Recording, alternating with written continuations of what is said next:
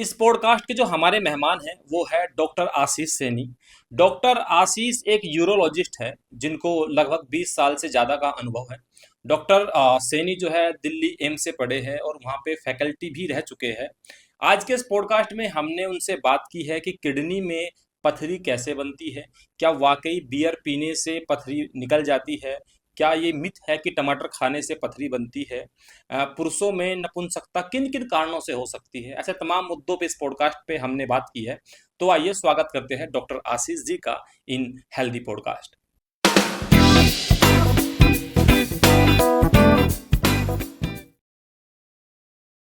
आशीष sir, बहुत बहुत स्वागत है आपका हेल्दी पॉडकास्ट पे। सर, ये जो यूरोलॉजिस्ट है, तो यूरोलॉजिस्ट डॉक्टर किन किन बीमारियों को टैकल करता है? हम शुरुआत करते हैं। यूरोलॉजिस्ट ऊपर से किडनी है, किडनी मतलब गुर्दे, फिर इसके बाद नीचे मसाना आ जाता है, फिर प्रोस्टेट और फिर यूरोजेनाइटल ऑर्गन्स। ओके। तो गुर्दे में अगर जैसे गुर्दे की पथरी हो गई, गुर्दे के कैंसर हो गए, गुर्दे की सूजन है, स्वेलिंग है तो उनको जो है यूरोलॉजिस्ट देखते हैं। इसके अलावा जो हमारे पेशाब की थैली में अगर कोई रसौली हो जाती है या कोई पथरी हो जाती है तो उसको देखा जाता है, वो भी यूरोलॉजिस्ट देखते हैं। और जो गदूद है जिसको कि अंग्रेजी में प्रोस्टेट कहते हैं, ओके। तो प्रोस्टेट की जो बीमारी है उसको भी यूरोलॉजिस्ट देखता है। और इसके बाद जो हमारे प्रोस्टेट के आगे चले तो जो हमारी यूरिन की जो नलकी है जिसको कि हम यूरेथ्रल पाइप बोलते हैं, यूरिनरी पाइप बोलते हैं, तो अगर उसमें अगर यूरेथ्रल स्ट्रक्चर हो जाता है तो उसको भी यूरोलॉजिस्ट देखता है। ओके। तो ये तो स्ट्रक्चरल चीज़ें हैं। इसके अलावा यूरोलॉजिस्ट हमारी जो सेक्सुअल प्रॉब्लम्स होती हैं मेल्स में, हम्म। तो उनको भी यूरोलॉजिस्ट ट्रीट करते हैं। ओके। और आपकी जो इनफर्टिलिटी है जिसमें ओके। कि पुरुष वाली जो मेल इनफर्टिलिटी के हम्म। रीजंस होते हैं उनको भी यूरोलॉजिस्ट टैकल करते हैं। ओके। तो जैसे कि आपने बोला ये किडनी, तो किडनी स्टोन जो है एक बहुत बड़ी प्रॉब्लम्स है, लगभग हर किसी को हो रही है। तो किडनी स्टोन क्या है, ये कैसे होती है, इसके पीछे इसके सिम्टम्स क्या क्या हो सकते हैं, और क्या अक्सर हम लोग क्या गलती करते हैं अपनी डेली लाइफ में या अपने लाइफ स्टाइल में जिससे कि किडनी स्टोन के होने का खतरा जो है वो बढ़ जाता है? देखिए, गुर्दे की जो पथरी है वो इस समय अगर हम देखें तो करीबन 5 से 10% हर साल जो है बढ़ रही है। जी। और पहले महिलाओं में कम होती थी, तो आजकल महिलाओं में भी और बच्चों में भी ये गुर्दे की पथरियां जो हैं वो कॉमन हो रही हैं। तो ये क्यों हो रही है, सबसे पहले इसको जानने के लिए ये ज़रूरी है कि गुर्दे की पथरी बनती कैसे है। तो सिंपल इसका है कि जैसे कि मिश्री होती है, तो भाई आपने चीनी घोली और जैसे जैसे आप चीनी की मात्रा बढ़ाते रहते हैं तो वो मिश्री बनने लगती है। हम्म। तो ऐसे गुर्दे में जो हमारा एक होता है सॉल्यूट और एक होता है सॉल्वेंट। सॉल्वेंट मतलब कि पानी, सॉल्यूट मतलब कि कैल्शियम या ऑक्सलेट। तो ये जो क्रिस्टल्स होते हैं, जब कैल्शियम या ऑक्सलेट के क्रिस्टल्स बढ़ जाते हैं और पानी की मात्रा कम हो जाती है, तो जैसे जैसे मात्रा पानी की कम होगी और क्रिस्टल्स बढ़ेंगे तो गुर्दे में पथरी बन जाती है। इसके अलावा यूरिक एसिड है, ये जिन पेशेंट में डायबिटीज़ होती है तो उनमें ये सारी पथरियाँ, क्रिस्टलाइजेशन होता है यूरिन में। तो यूरिन में कैल्शियम ऑक्सलेट के क्रिस्टल्स बनते हैं पहले और फिर जाके गुर्दे में पथरियाँ बननी शुरू हो जाती हैं। इसके पथरी बनने के सबसे इम्पोर्टेंट है ये जो सवाल किया कि भाई पथरी के क्या लक्षण होते हैं। हम्म। क्योंकि अक्सर हमने देखा कि जो लक्षण होते हैं उनको गौर नहीं करा जाता हाँ। और उसकी वजह से बीमारी जो है वो बढ़ जाती है। बिल्कुल। तो लक्षण में सबसे पहला होता है हमारा, उसको कहते हैं यूरेट्रिक कोलिक। ओके। तो यूरेट्रिक कोलिक मतलब कि हमारा जो पथरी है अगर वो गुर्दे से निकल के गुर्दे की नलकी में आ जाती है, हम्म। जिसको कि यूरेटर कहते हैं, उसकी वजह से गुर्दे में सूजन हो जाती है। और उस सूजन के कारण जो है आपको पेन होगा। गुर्दे की पथरी के कारण पेन नहीं होता। ओके। गुर्दे की पथरी जब नलकी में आ जाती है और उसके कारणवश गुर्दा जब यूरिन को बाहर नहीं फेंक पाता है और हम्म। जब उसमें यूरिन अंदर बनने लगता है और स्वेलिंग हो जाती है, उसके कारण से हमें पेन होता है। तो ये इम्पोर्टेंट है हम्म। कि सबसे पहले पेन होगा, पेन आपको पीठ की तरफ होगा और फिर ये पेन पीठ से आगे की तरफ जाएगा। हम्म। आपको निचले हिस्से में होगा पेन ब्लैडर की तरफ। हम्म। और जैसे जैसे पथरी नीचे जाती है तो आपके गुप्तांगों में भी ये पेन जा सकता है। ओके। इसके अलावा 5 से 10% पेशेंट्स में यूरिन की वजह से आपको ब्लड आ सकता है, खून आ सकता है पेशाब में। हम्म। कभी कभी अगर बहुत दिन तक आपने नज़रअंदाज किया तो अगर यूरिन नहीं निकल पा रहा है तो यूरिन इन्फेक्शन हो सकता है। हम्म। आपको फीवर आ सकता है, फीवर जाड़ा लेके आ सकता है। और कभी कभी ऐसा भी हो सकता है कि आपको यूरिन आना ही बंद हो जाए। जैसे अगर किसी की एक ही गुर्दा है और वो अगर अ, पथरी के कारण से हो गया, या फिर दोनों तरफ पथरियां हो गई, हम्म। तो ये सब कारणों से ये इंपॉर्टेंट सिम्टम्स होते हैं। इसके अलावा आपका जी मिचलाना, हम्म। वॉमिटिंग आना, या वॉमिटिंग या जी मिचलाने का एहसास होना, तो जी। ये जो है यूरेट्रिक कोलिक का एक तरह से ये सारे लक्षण इसमें पाए जाते हैं। ओके। तो ये जितने भी इस तरह के सिम्टम्स है उससे आपको पथरी होने की संभावना मतलब बढ़ जाती है। हाँ, तो अगर ये सारे सिम्टम्स हैं तो हमें सबसे पहले यूरोलॉजिस्ट को दिखाना है। ओके। हम कैसे इसको डायग्नोस करते हैं जी। और कैसे उसको मतलब ट्रीटमेंट करते हैं, और फिर कैसे इसको हम प्रिवेंट कर सकते हैं, जी। इसके ऊपर अब बात करेंगे। ओके। तो डायग्नोसिस में देखिए, पहले तो हम यूरिन रूटीन कल्चर करके देखते हैं, हम्म। अल्ट्रासाउंड करके देखते हैं कि हम्म। भाई कहाँ पे पथरी है, कितनी है। हम्म। अगर पथरी छोटी है तो उसके लिए दवा दी जाती है आपको। जी। अगर पथरी बहुत दिनों से है, बड़ी हो गई है, तो उसको फिर लेज़र द्वारा यूरिन के रास्ते से ही उसको हम निकाल देते हैं। अच्छा, ये एक जैसे पथरी निकालने पे मुझे एक ये मिथ है क्या है मुझे पता नहीं है, बट अक्सर बोलते हैं कि जिसको पथरी होती है कि बियर पी ले बियर से पथरी निकल जाती है। क्या ये मिथ है कि क्या ऐसा पॉसिबल है? अगर ऐसा पॉसिबल है तो उसके पीछे का क्या रीजन हो सकता है? तो देखिए, ये एक बियर पीने से देखिए पथरी जो है वो कहते हैं कि निकल जाती है, ये बहुत बड़ा मिथ है। ओके। और यूजुअली बियर पीने से आपको एक ही फायदा होगा कि आपको थोड़ा नशा आ सकता है और आपका वजन बढ़ सकता है। ओके। बियर क्या है, एक डायूरेटिक का काम करती है। डायूरेटिक मतलब कि जो भी हमारे यूरिन के प्रोडक्शन को बढ़ाता है, तो उससे क्या होता है कि फ्लो बढ़ जाता है। हम्म। अगर आप उतनी ही बियर की जगह उतना ही अगर आप पानी भी पी लें जितनी आप बियर पी रहे हैं, तो हम्म। आपका यूरिन फ्लो वैसे ही बढ़ जाएगा। ओके। तो उस वजह से हमें लगता है कि पथरी निकल गई। कभी कभी छोटी पथरी है वो पानी पीने से भी निकल जाती है, वो बियर पीने से भी, भाई वही काम है डायूरेटिक का। हम्म। तो जो नेचुरल डायूरेटिक है वो हमारा पानी है, उसको आप पीजिए। जी। बियर में से क्या होता है, लॉन्ग टर्म में गुर्दे की पथरी बढ़ सकती है, क्योंकि अच्छा। वो किडनी को एक तरह से डिहाइड्रेट कर देती है। तो कोई भी अल्कोहलिक ड्रिंक जो है वो गुर्दे को डिहाइड्रेट करती है, और इसके कारण से पथरियों की संभावना आगे चल के और बढ़ जाती है। तो ये बहुत बड़ा मिथ है। अगर आप मतलब मेरे हिसाब से हम्म। इसके ऊपर हमने 2-3 वीडियोस बनाए हैं अपने यूट्यूब चैनल पे, आप देख हम्म। सकते हैं कि क्या रीज़न है, क्यों ऐसा होता है। और ये एक बड़ा मिथ है। दूसरा एक बहुत बड़ा मिथ है कि टमाटर खाने से पथरी जो है बनती है, ये भी बनती एक है। बहुत बड़ा मिथ है। कच्चे चावल से भी बोलते हैं लोग हाँ, अक्सर। तो वो एक्चुअली बहुत सारे मिथ्स हैं।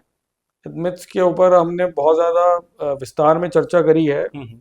आप हमारे यूट्यूब चैनल पे देख सकते हैं उसको, उसका लिंक शेयर कर बिल्कुल देंगे आप। बिल्कुल बिल्कुल बिल्कुल। और अ, उसके बारे में जो सही राय है वो आप अपने बना सकते हैं। ओके। तो क्या अक्सर क्या गलती है जैसे खाने पीने में आजकल लोग फास्ट फूड बहुत खाते हैं, चाइनीज बहुत खाते हैं। तो ऐसे डॉक्टर साहब क्या 4 से 5 आप टिप्स बताएंगे कि अगर आप ये चीज़ें ज़्यादा मात्रा में खाते हो तो आपको संभावना बढ़ सकती है पथरी होने की? तो देखिए, सबसे इम्पोर्टेंट है फ्रेंच फ्राइज। ओके। आजकल बच्चे जो हैं बहुत ज़्यादा फ्रेंच फ्राइज खा रहे हैं। हम्म। फ्रेंच फ्राइज में आलू के साथ उसको तला जाता है और उसमें नमक की मात्रा बहुत होती है। हम्म। तो जैसे मैंने बताया कि ज़्यादा नमक और पोटैटो के अंदर ऑक्सीलेट होता है, तो फ्रेंच फ्राइज एक बहुत इंपॉर्टेंट, मैंने देखा है कि ये कारण होता है स्टोन बनने का। पेशेंट कहेगा जी हम तो कुछ नहीं खा रहे, टमाटर नहीं खा रहे, ये नहीं खा रहे, लेकिन ये नहीं बताएंगे कि भाई फ्रेंच फ्राइज रोज खा रहे हैं। ओके। तो बच्चे जो हैं, एक तो पिज्ज़ा है, और जो फास्ट फूड है उसमें क्योंकि अजीनोमोटो और जो हम्म। उसमें बहुत ज़्यादा सॉल्ट बहुत होता है। हम्म।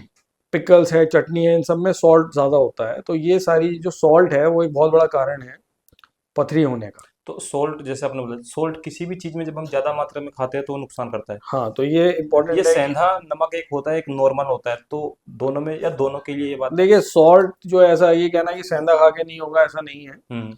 सॉल्ट जो है वो अगर आप अधिक मात्रा में ले रहे हैं, हम्म। स्पेशली आपने जैसे खाने में डाल के खा रहे हैं, वो हम्म। ठीक है। लेकिन आप अलग से ऊपर से उसमें टेबल सॉल्ट की तरह उसको यूज़ कर रहे हैं, स्प्रिंकल कर रहे हैं उसको। कुछ चीज़ें ऐसी होती हैं जिसमें सॉल्ट दिखता नहीं है लेकिन होता है।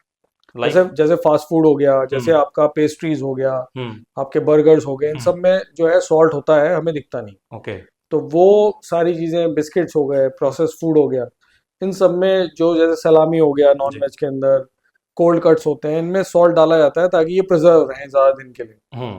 तो इन सबको खाने से आपको स्टोन्स की बढ़ सकती है, तो ये हम मना करते हैं कि भाई इस सब को आप अवॉइड करिए। मतलब कम सोल्ट आपको हाँ, खाना चाहिए। दूसरा है कि इम्पोर्टेंट सबसे, कि पानी अधिक मात्रा में आपको लेना है। हम्म। जैसे मैंने बताया, बियर ना पीजिए, आप पानी पीजिए। ओके। पानी बेस्ट बेस्ट जो है वो डायूरेटिक है हमारे इंसान के लिए। हमारे शरीर में 70% पानी है। हम्म। तो पानी की मात्रा कितनी होनी चाहिए? करीबन 10 से 12 गिलास मिनिमम आपको पीना है। हम्म। अगर आप बहुत ज़्यादा फिजिकल एक्सरसाइज करते हैं, भाई कुछ लोग हैं जी। लेबरर्स हैं, बाहर रहते हैं जी। गर्मी में, हम्म। इस समय गर्मियाँ बढ़ने वाली है नॉर्थ हम्म। इंडिया में, तो वही पानी का आपको 1 लीटर और बढ़ाना पड़ेगा। ओके। तो इतना आपको पानी जो है पीना है। और तीसरा यही है कि आपको ड्राई फ्रूट जो है वो थोड़ा कम से कम लेना है। उनमें भी ऑक्सलेट की मात्रा ज़्यादा होती है और इसलिए उनको अवॉइड करें। हरे पत्तीदार जो सब्जियां हैं उनको भी आप अवॉइड करें, थोड़ा खाने में कम रखें। ओके। और दूध जो है वो पीना है। दूध पीने से लोग कहते हैं कि पथरी होती है, हम्म। तो ये भी एक गलत मिथ है। हम्म। दूध पीने से पथरियां जो है वो कम होती हैं। ओके। 1 गिलास दूध आपको रोज पीना है। ओके। ये हाई बीपी वाले जो लोग हैं या जो जिनको डायबिटीज है, हम्म। उनकी किडनी पे क्या इम्पैक्ट आता है? देखिए, जो हाई ब्लड प्रेशर है, जी। आप समझ लीजिए कि गुर्दा एक तरह से आपके घर में जो फिल्टर है पानी का, जी। उसी तरह की हमारी किडनी भगवान ने हमें दी है फिल्टर करने के लिए। फिल्टर करने के लिए। ओके। तो वो जो भी हमारे जो टॉक्सिन्स होते हैं हम्म। उनको वो निकाल देती है, हम्म। और जो पदार्थ हमारे शरीर को चाहिए वो हम्म। हमें वापस जो है दे देती है, जब ऐसे भी फिल्ट्रेशन प्रोसेस होता जी। है। जी। जी। तो इस फिल्ट्रेशन प्रोसेस में जब कोई भी चीज़ बहुत ज़्यादा प्रेशर आएगा, तो जब ब्लड प्रेशर है वो उससे क्या होता है कि वही प्रेशर किडनी पे जाने लगता है, हम्म। और जिसके कारण से गुर्दे जो हैं वो खराब होने लगते हैं। ओके। तो अगर हम देखें तो अमूमन जो गुर्दे के खराब होने का, जिसको कि क्रॉनिक किडनी डिजीज जी। सीकेडी कहते हैं, जी। ब्लड प्रेशर एक प्रमुख कारण है। हम्म। और दूसरा प्रमुख कारण है डायबिटीज। ओके। डायबिटीज में भी जो हमारे जो ग्लोमेरुलर फिल्ट्रेशन रेट होता है, जो हमारा ग्लोमेरुलस होता है, मतलब कि किडनी का जो पार्ट है जो कि सारा फिल्ट्रेशन जहाँ से हो रहा है, तो उसमें चेंजेस आ जाते हैं उसकी। ओके। उसमें एक माइक्रोस्कोपिक लेवल पे चेंजेस आते हैं डायबिटीज की वजह से, ओके। जिसको डायबिटिक ग्लोमेरुलोपैथी कहा जाता है। और इसके कारण से आपका यूरिया क्रिएटिनिन बढ़ने लगता है। दूसरा, डायबिटीज के पेशेंट में यूरिक एसिड स्टोन्स बनने लगते हैं। हम्म। तो इसीलिए डायबिटीज और ब्लड प्रेशर जो है वो एज एन एपिडेमिक है। अब आप समझ लीजिए कि हम्म। हर घर में किसी हर ना घर किसी में। को है। बिल्कुल बिल्कुल। तो ये एक प्रमुख कारण हो रहा है कि किडनी जो क्रॉनिक किडनी डिजीज है वो बहुत तेजी से हिंदुस्तान में बढ़ रहा ओके। डॉक्टर साहब, जैसे कि एक नपुंसकता जो शब्द है, इम्पोर्टेंस, है। ये मेल फीमेल दोनों में होता है कि मेल में होता है? देखिए, दो चीजें हैं। एक जी। तो है इनफर्टिलिटी, एक है इरेक्टाइल डिस्फंक्शन। दोनों को हिंदी में अगर आसान भाषा में आसान भाषा में ये है कि देखिए, आपको हम लोग दोनों को क्लब कर देते हैं। जैसे किसी के अगर बच्चे नहीं हो रहे हैं, जी। तो हम मानते हैं कि ये जो है वो नपुंसक है। ओके। ऐसा नहीं है। ये दोनों जो टर्म्स हैं इनको समझना पड़ेगा। हम्म। एक है कि सेक्सुअल इंटरकोर्स है वो नहीं कर पा रहा है, जी। तो उसको कहते हैं ईडी। ईडी मतलब इरेक्टाइल डिस्फंक्शन। ओके। अगर वो कंसिस्टेंटली नहीं हो पा रही है 3 महीने से ज़्यादा कोशिश करने के बावजूद, तो हम उसको टर्म बोलते हैं। कुछ लोग होते हैं इनको 1 या 2 दिन की समस्या है, तो वो नहीं है, 3 महीने तक ये प्रॉब्लम होनी चाहिए। जी। दूसरा है कि शादी होने के बाद हम्म। सेक्स करने में कोई दिक्कत नहीं है, लेकिन बच्चे ना होना, ओके। तो वो है इनफर्टिलिटी। ओके। उसका तो ये दोनों चीज़ें क्लब नहीं हो सकती, दोनों चीज़ें एक में भी हो सकती हैं, और दोनों चीज़ें जो है पेशेंट में अलग अलग भी हो सकती हैं। ओके। तो ऐसा नहीं है कि जिसके इरेक्शन बहुत बढ़िया है वो फर्टिलिटी उनकी बढ़िया होगी, ऐसा नहीं है। ओके। तो ये दोनों चीज़ें डिफरेंट हैं। ओके। तो डॉक्टर साहब, ये जो क्या गलतियां होती है अक्सर आम जिंदगी में, या भूल से हो जाती है कि जिससे कि नपुंसकता के चांस बढ़ जाते हैं? अगर आप ये 4-5 गलतियां करोगे तो आप जो है नपुंसक हो सकते हो, ऐसा कुछ है? देखिए, बेसिकली हमने देखा कि ज़्यादातर इसमें एक तो बहुत सारी भ्रांतियां हैं कि भाई कुछ लोग कहते हैं मैस्टरबेशन ज़्यादा करने से हो जाता है, हम्म। पॉर्न देखने से ज़्यादा हो जाता है। हम्म। तो इसमें यह है कि वो हम भी कहते हैं कि अगर आप बहुत ज़्यादा पोर्नोग्राफी देख रहे हैं, बहुत ज़्यादा आप मैस्टरबेशन कर रहे हैं, हम्म। तो आपके जो रिफ्लेक्सेस होते हैं बड़े इन्फेंटाइल हो जाते हैं, जी। बच्चों ऐसे हो जाते हैं। तो इसलिए फिर वो ऐसे पेशेंट्स में प्रीमेच्योर इजैकुलेशन जो है हम्म। या शीघ्रपतन की समस्या इसमें बढ़ जाती है। ओके। दूसरा है कि अगर आपकी एक्टिविटी बिल्कुल नहीं है, आपने बहुत ज़्यादा वजन अगर आपका हो गया है, हम्म। तो मोटापे के साथ जो है हमारा जो मेल टेस्टोस्टेरोन है, जी। जो मेल हार्मोन है, वो कम हो जाता है। जी। और इसके कारण से भी पेशेंट्स में इरेक्शन की प्रॉब्लम्स आने लगती है। ओके। तीसरा है कि अगर बहुत ज़्यादा हमारा सिडेंट्री लाइफस्टाइल है, सीडेंटरी अगर लाइफस्टाइल। सिडेंट्री मतलब कि आप एक जगह बैठे हुए हैं, ओके। तो अगर हम देखें तो इमोबिलिटी मतलब एक ही जगह पे बैठना जो है, अब तीसरा मोस्ट कॉमन कारण है डेथ का पूरे वर्ल्ड में। ओके। उसके कारण से जो है भाई, अगर आप एक ही जगह बैठे हुए हैं और सिर्फ खाना खा रहे हैं और जी। अपनी सेहत का ध्यान नहीं दे रहे, जी एक्सरसाइज जी। नहीं कर रहे हैं, तो ये प्रॉब्लम बढ़ जाती है। ओके। और अगर आपकी नींद पूरी नहीं है, अगर हम्म आपने 6 से 7 घंटे की नींद नहीं ली है, हम्म। तो ऐसे में भी ये प्रॉब्लम सब ज़्यादा बढ़ रही ओके। ठीक है। तो थोड़ा सा, जैसे कि अभी आपने बोला कि मास्टरबेशंस अगर करते हैं, या फिर जो है जो शीघ्र पतन जो आपने बोला ये, हैं।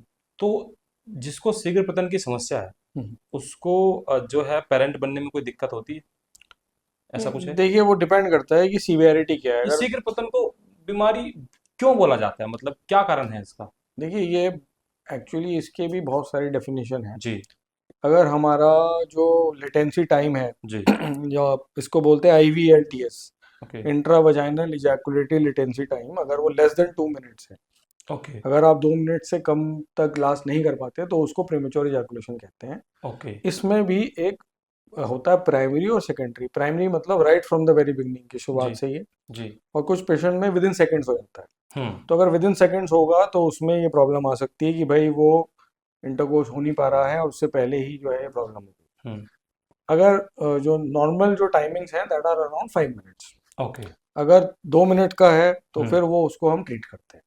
ओके। जी। तो उससे मतलब प्रेगनेंसी में प्रॉब्लम होती है? भाई, अगर देखिए प्रेगनेंसी में अगर सेक्सुअल वो नहीं हो पा रहा है, और जी। अगर आपको कुछ लोग होते हैं कि इसकी वजह से उनका नॉन कंज्यूमेशन ऑफ मैरिज हो जाता है, ओके। कि इरेक्शन जो है वो इतना वीक है कि marriage has not been consummated. Hmm. तो वो एक प्रॉब्लम आती है ऐसे पेशेंट्स में, लेकिन उसमें घबराना नहीं है, इलाज उसका अवेलेबल है। हम्म। एंड वो जो है हमें भी दिखा सकते हैं, या अपने आसपास यूरोलॉजिस्ट को दिखा सकते हैं, और ट्रीटमेंट इज़ अवेलेबल इन सब पेशेंट्स के लिए। ओके। डॉक्टर साहब, यूटीआई पे बात करते हैं, यूरिन ट्रैक जो इन्फेक्शंस होता है, इसको थोड़ा आसान भाषा में समझिए कि किसे यूटीआई बोला जाता है, और कैसे आपको महसूस हो या पता लगे कि आपको यूटीआई है? देखिए, UTI बेसिकली मतलब urinary tract infection. Urinary tract infection मतलब कि जो हमने बात की कि किडनी से लेके जी यूरेटर, ब्लैडर, और आगे जो यूरिन पाइप, यूरेथ्रा, अगर उसमें कहीं भी इन्फेक्शन हो जाता है, तो उसको हम UTI मानते हैं। जी अगर किडनी में हो गया, जी। तो इसको मेडिकल टर्म में बोलते हैं पाइलोनेफ्राइटिस। मतलब ओके। जहाँ पे भी टिस लग गया, इसका मतलब है इन्फेक्शन। ओके यूरेटर में यूरेट्राइटिस, ब्लैडर में सिस्टाइटिस, ओके और यूरिनरी पाइप में यूरेथ्राइटिस। ओके तो ऐसे, और प्रोस्टेट के अंदर प्रोस्टेटाइटिस। तो ओके जहाँ टिस लग गया, इसका मतलब है कि वो इन्फेक्शन। ओके।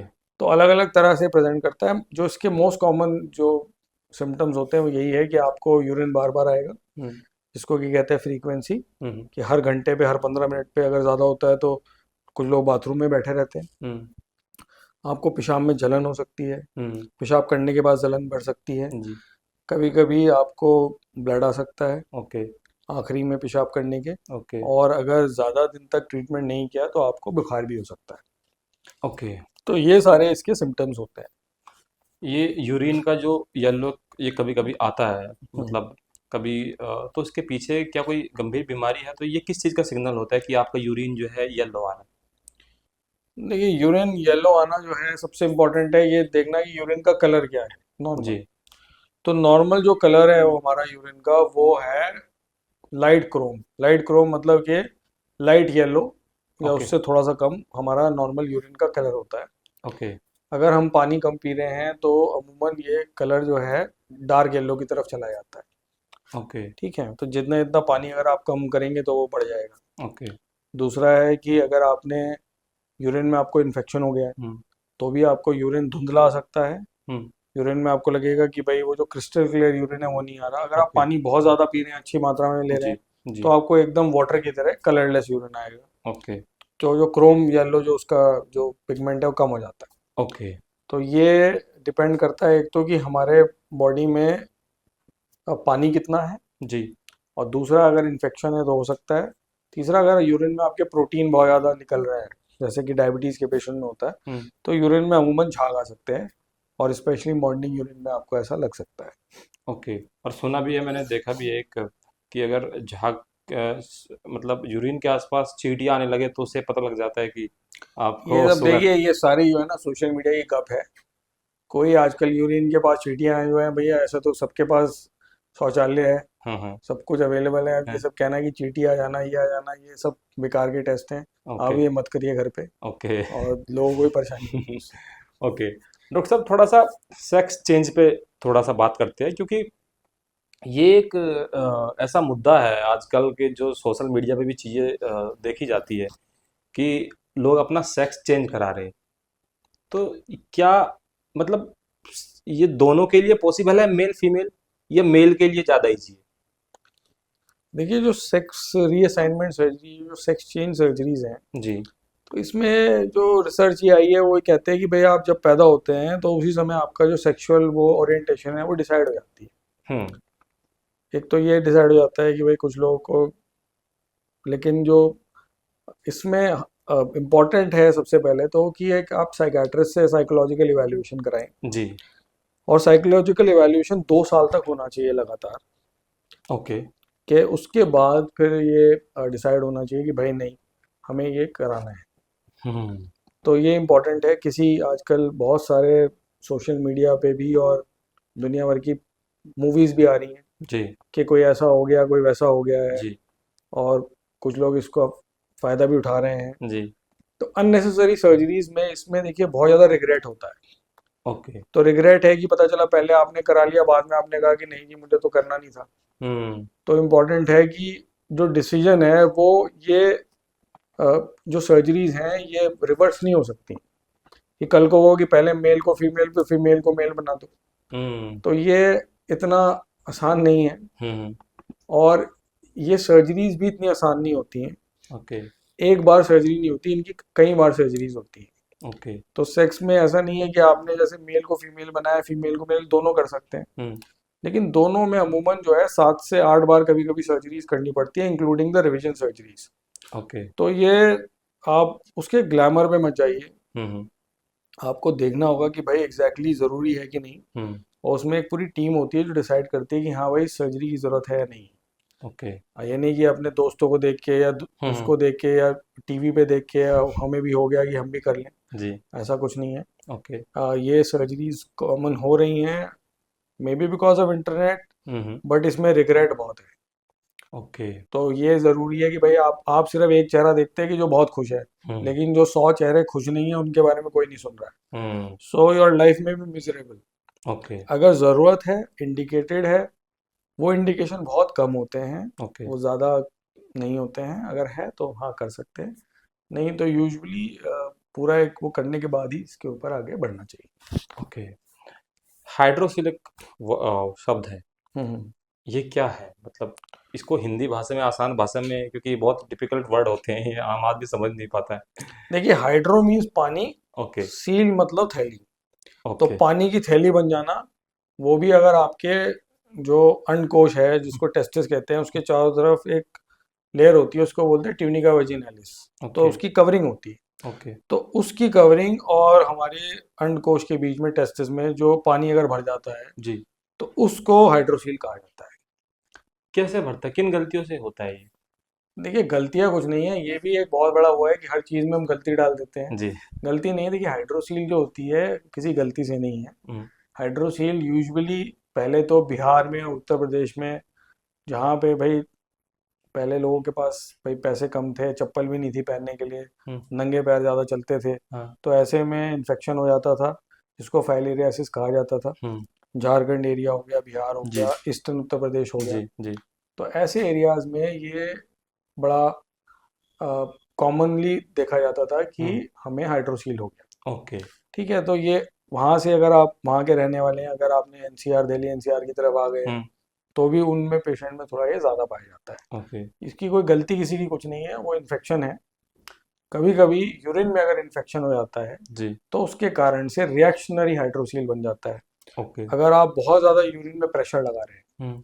यूरिन पास करने में अगर आपको लग रहा है कि भाई आपकी जो धार है वो कमज़ोर हो रही है और जोर लग रहा है, हम्म। तो बैक प्रेशर से हमारे टेस्टिस के अंदर एक एपिडिडाइमिस होती है ओके। ग्रंथि, वो सूज जाती है और उसके सूजने के कारण भी वहाँ पे इन्फेक्शन होने के कारण स्वेलिंग हो सकती है हम्म। और हाइड्रोसील बन सकता है। ओके।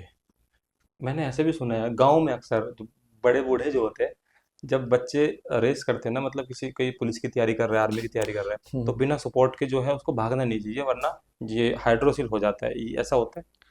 नहीं देखिए, ये ऐसा इस तरह से नहीं है। वो ज़्यादातर जब भी आप अगर कोई एक्सरसाइज कर रहे हैं जिसमें कि आपके टेस्टिस जो हैं बहुत ज़्यादा मूव कर रहे हैं, जी। मूवमेंट कर रहे हैं, हम्म। तो सपोर्टर पहनना इज़ इम्पोर्टेंट। हम्म। सपोर्टर पहनने से वही मैंने कहा कि जो स्ट्रेचिंग होती है, अगर उससे कोई इन्फेक्शन हो जाए हम्म। तब हाइड्रोसील बनेगा, ऐसे ही भागने से अमूमन नहीं बनता। ओके।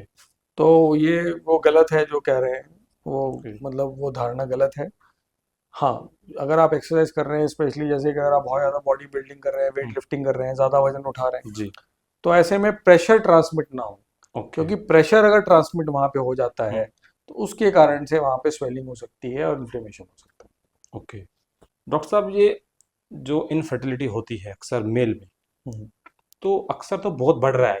लोग क्या करा रहे हैं, अपने जो स्पर्म को है वो फ्रीज करा रहे हैं, ठीक है, ताकि आगे जाके हम बच्चा जो है हम्म। पैदा करेंगे। अभी नहीं, अभी हमारी लाइफ है, हमारी नौकरी है, हमें एंजॉय नहीं किया जीवन में, ठीक है। तो ये क्या है इनफर्टिलिटी बढ़ने का आज के समय में? चार पांच कारण अगर आप बताएं, उसको कैसे ठीक किया जा सकता है? देखिए, इनफर्टिलिटी जो है सबसे इम्पोर्टेंट है कि जो मेल कंट्रीब्यूशन है इनफर्टिलिटी का वो 30% कपल्स में होता ओके। है। प्रॉब्लम यह है कि इस देश में अभी भी मेल इनफर्टिलिटी को सही से देखा नहीं जाता, पहले फीमेल्स को देखते हैं। अगर कई बार इवन दिल्ली में भी हमने देखा कि मेल जो फैक्टर है उसको एवेलुएट नहीं करा जाता। तो सबसे इम्पोर्टेंट है कि अगर आप बच्चे के लिए कोशिश कर रहे हैं और कोशिश करने के बाद अगर आपको पूरा 1 साल हो गया है, उसके बावजूद भी बच्चा नहीं हो रहा, तो 1 साल तक तो वेट करना है, नॉर्मल तरीके से कंसेप्शन करना है। और अगर 1 साल के बावजूद भी नहीं हो पा रहा है तब आपको मेल को तो यूरोलॉजिस्ट को दिखाना है और फीमेल को गायनेकोलॉजिस्ट को दिखाना है, ताकि दोनों फैक्टर्स को देखा जा सके। हम्म। आजकल जो हमने जो मोस्ट कॉमन रीज़न होता है, ये जो देखा गया कि स्पर्म कम हो रहा है, एक तो स्मोकिंग जो है, स्मोकिंग डायरेक्टली इफेक्ट करती है ओके। और इसकी वजह से जो है स्पर्म प्रोडक्शन कम हो जाता है। दूसरा अल्कोहल है, अल्कोहल का अगर आप सेवन ज़्यादा करते हैं।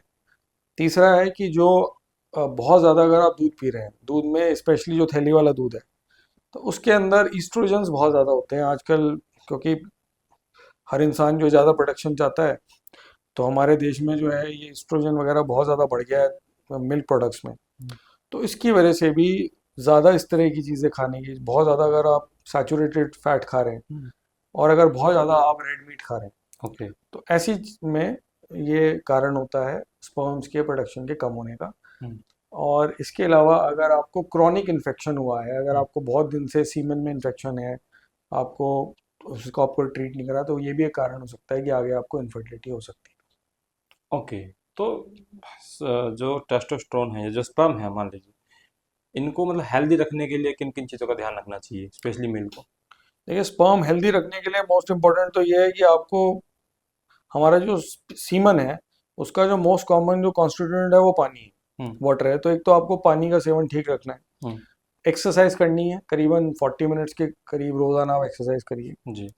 आपको आपकी जो हेल्दी फूड हैबिट्स होनी चाहिए, ओके। जितना आप फैट को कम करेंगे अपनी बॉडी से, प्रोटीन को थोड़ा सा कंटेंट को बढ़ाना है। एनिमल सोर्स भी ले सकते हैं, लेकिन जैसे फिश सोर्स है वो आप ले सकते हैं।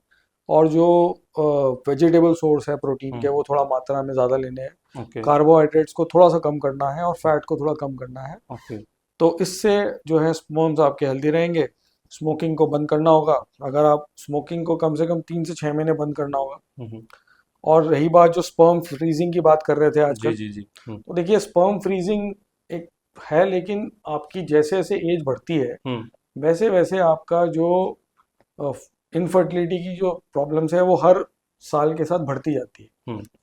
तो इसीलिए यह है कि अगर आपकी 35 से अगर ज़्यादा हो गया है जी। तो फिर चांसेस प्रॉब्लम होती है, बच्चे में भी प्रॉब्लम आ सकती है। हम्म। तो बेहतर यह है कि उसको जल्दी फैमिली को कंप्लीट किया जाए। ओके। डॉक्टर आशीष, आप बहुत सारे पेशेंट्स को, लाखों हजारों पेशेंट्स को आप लोग देख चुके हैं। तो आपके अनुभव से आज के समय में ऐसी कौन सी ज़्यादा समस्या है जो यूरोलॉजी से वो जुड़ी हुई है, जो अक्सर आती है? खासकर मेल्स में? तो देखिए, जैसे हमने आज चर्चा की, तो ज़्यादातर हमारे पास जो पेशेंट्स हैं वो इरेक्शन की प्रॉब्लम्स लेके आते हैं, और इसके अलावा प्रोस्टेट या गदूद के बढ़ने के कारण जो यूरिन में प्रॉब्लम होती है, उसमें 50 के दशक के बाद लोग हमारे पास काफ़ी आ रहे हैं। और यंग पेशेंट्स में हमने देखा कि प्रोस्टेट की जो इन्फेक्शन है, प्रोस्टेटाइटिस है, एंड जो गुर्दे की पथरियाँ हैं, ये बड़ा कॉमन है। तो इसके कारण से ज़्यादातर पेशेंट्स हमारे पास ओपीडी में आते हैं। ओके। ये गदूद जो अभी आपने बोला है, हम्म। ये मैंने भी अपने गांव में एक बाबा से सुना था बहुत पहले, इसलिए मुझे ये रिकॉल हुआ है। गदूद क्या है? ये 50 के बाद ही होता है? ये गदूद जो है बेसिकली एक ग्रंथि है जो हमारे पेशाब की थैली और जो पेशाब की जो नलकी है जिस उसके बीच में होती है। ओके। और ये समझ लीजिए कि एक अखरोट के आकार की होती है, 20 ओके। ग्राम की। ओके। और इसका काम क्या होता है कि ये हमारे सीमन में उसको शक्ति देता है आगे बढ़ने की। जी। लेकिन ये एज के साथ, जैसे 40 के बाद, 45 के बाद प्रोस्टेट एनलार्जमेंट होने लगता है, तो गदूद बढ़ने लगते हैं। अमूमन अल्ट्रासाउंड में पता चलते हैं आजकल, क्योंकि स्क्रीनिंग अल्ट्रासाउंड हो जा रहा है, जी। तो जी। उसमें पता चल जाता है। और इसके कारण से हमें यूरिन में बार बार यूरिन आना, रात में 2 से अधिक बार उठना, जी। पेशाब पूरा ना हो पाना, जी। पेशाब होने के बाद ऐसा लगना कि अभी तक पूरा खाली नहीं हुआ है, दोबारा जाना है। ओके। तो ये सारी जो प्रॉब्लम्स हैं, ये प्रोस्टेट बढ़ने के कारण या गदूद बढ़ने के कारण आ रही हैं। जी। और प्रोस्टेट की ग्रंथि में जो है प्रोस्टेट कैंसर की भी जो समस्या है, वो अब धीरे धीरे स्पेशली दिल्ली एनसीआर के उसमें हमें ज़्यादा देखने को मिल रही है। ओके, तो ये ट्रीटेबल है? हाँ, देखिए, जो भी प्रोस्टेट की प्रॉब्लम्स हैं वो ट्रीटेबल है। इवन प्रोस्टेट कैंसर भी जो है, अगर हम सही समय पे दिखाते हैं तो वो क्योर हो जाता है। ओके। इसके ऊपर हमने काफ़ी चर्चा की है, जैसा कि मैंने पहले बताया, तो वो उस चैनल पे आप उसके ऊपर प्लेलिस्ट है पूरी, जी। प्रोस्टेट पे, गदूद बढ़ने पे, तो जी। वो आप देख सकते हैं, ओके। जानकारी ले सकते हैं, और हमें आप दिखा भी सकते हैं। जो हमारा यूट्यूब चैनल है उसमें हम हर हफ्ते एक वीडियो डालते हैं। आप एक बार नाम बता दीजिए यूट्यूब और चैनल का। यूट्यूब चैनल जो है वो है डॉक्टर आशीष सैनी यूरोलॉजिस्ट एम्स। नीचे इसका लिंक है, आप उसको देख सकते हैं। और इस चैनल में अमूमन हम जितनी भी यूरोलॉजी रिलेटेड और जो हमारी मेंस हेल्थ रिलेटेड प्रॉब्लम्स हैं उसके ऊपर चर्चा करते हैं। Thank you so much doctor Ashish, healthy podcast में आने के लिए आपका बहुत बहुत धन्यवाद। Thank you, thank you.